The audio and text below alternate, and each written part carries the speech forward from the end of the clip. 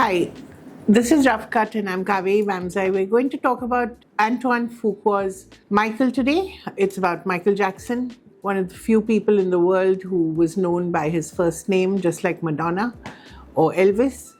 And this movie tells you a little, just a little, about why he was Michael.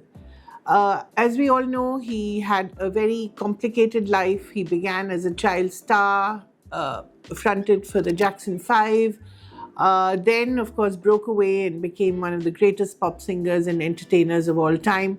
And there was so much in his life that lends itself to a dramatic story. There was allegations of abuse by his father, allegations of drug abuse by him, allegations of pedophilia by Michael, and a lot else. But the movie just about scratches the surface of it. It, of course, shows you what made him so great. And because it's been blessed by the Jackson family, you get to hear Michael's original voice, and what a voice. And he's played in his adulthood by Jaafar Jackson, who looks almost exactly like him. It's really uncanny. But there's something hard and almost a little mean about his face, which was really not what Michael was.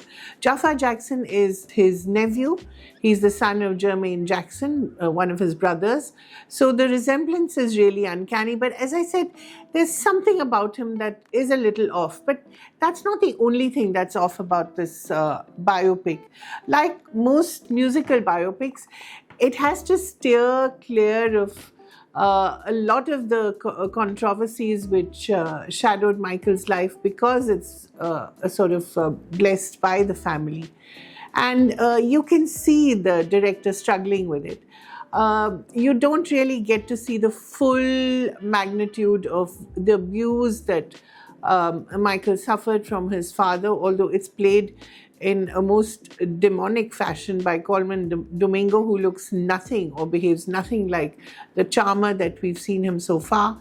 And there's almost nothing to indicate the later pedophilia that dogged his life, or even the later descent into almost madness, or shall we say a certain kind of weirdness that was a little above the usual celebrity weirdness that we're used to.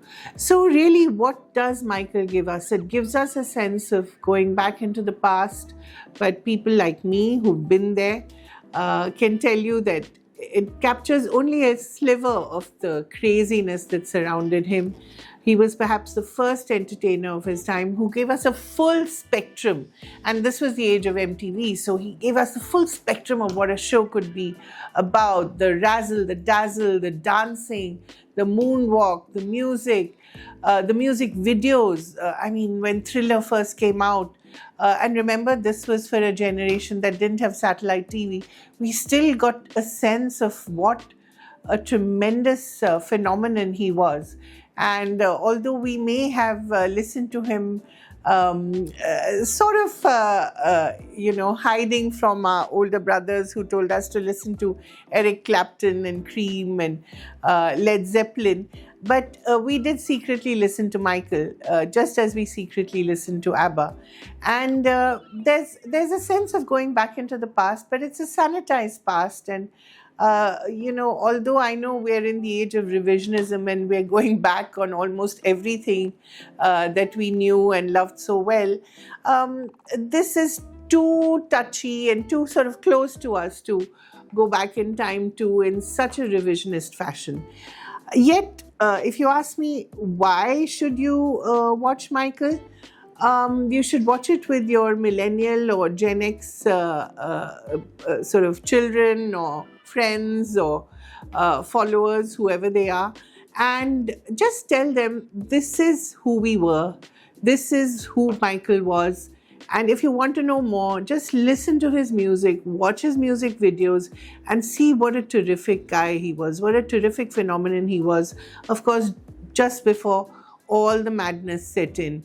And the movie stops right there in 1989-90, and you don't know the full impact of the craziness that surrounded him.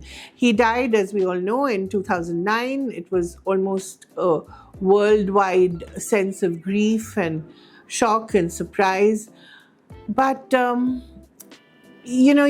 guess you need to watch a couple of documentaries to know the full impact of who he was. So from me this week, Michael is a good choice. You don't get a sense of the full impact of the phenomenon he was, but it will get you started on his music, and that really is his greatest legacy. So Michael it is, and thank you for watching.